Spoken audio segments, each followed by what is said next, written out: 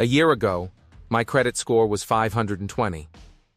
I had late payments, high credit utilization, and almost no understanding of how credit actually worked. Every time I checked my score, it felt impossible to fix.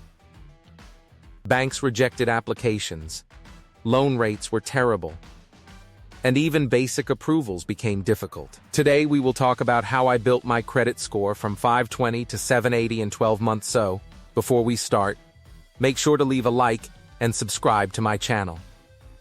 10. I stopped ignoring the problem. The first change was mental. Before improving anything, I had to stop avoiding my finances. I finally checked all my accounts, payment history, balances, and credit reports properly.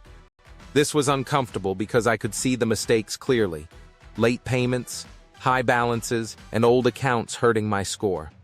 But avoiding the problem was making it worse. Once I understood the situation fully, I could finally build a plan instead of guessing. 9. I paid every bill on time.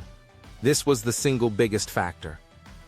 Payment history affects a huge portion of your credit score.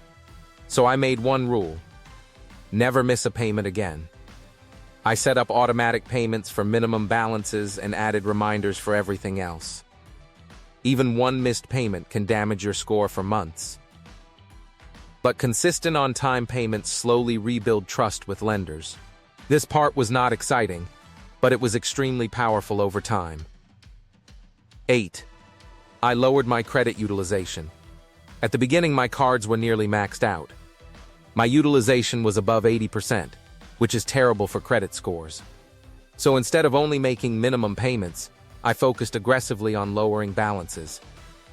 I kept utilization under 30%, and eventually below 10%.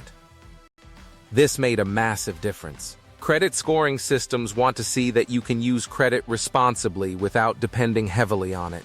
One important thing I learned: even if you pay your card in full later, high balances reported during the billing cycle can still hurt your score temporarily. 7. I stopped applying for random credit.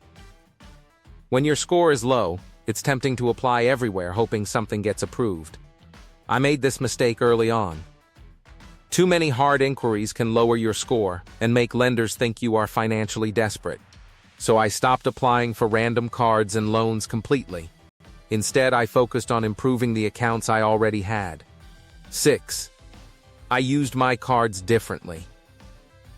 Before, I treated credit cards like extra money. That mindset was hurting me badly. I changed my approach completely. I started using cards only for planned spending like fuel, groceries, and subscriptions, things I could already afford with cash. Then I paid balances consistently before due dates.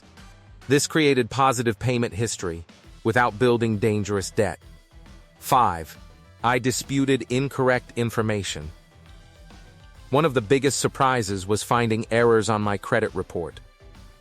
There were incorrect late payment records and an old balance that should have been marked paid. I filed disputes and provided supporting documents. Not every dispute worked instantly, but correcting inaccurate information gave my score an important boost. Many people never check their reports carefully, which means mistakes stay there hurting them for years. 4. I didn't close old accounts. At first, I thought closing unused cards would help. But older accounts actually help your credit history length, which matters for scoring. So instead of closing everything, I kept older accounts open and used them lightly from time to time. This helped improve my average account age and overall profile stability. 3. I increased available credit carefully.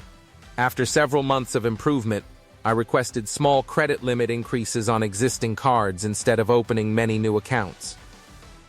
This helped reduce my utilization ratio automatically because my total available credit became larger while spending stayed controlled. The key was not increasing spending with the higher limit. The limit increase only helped because utilization stayed low. 2. I stayed consistent even when results felt slow. This was probably the hardest part psychologically. Credit improvement is slow at first. For weeks, it felt like nothing was changing. But credit scores reward consistency, not emotion. I kept making payments on time, kept utilization low, and avoided unnecessary debt even when the score moved slowly. Then suddenly, after several months, the improvements became much more noticeable. 1. The real secret.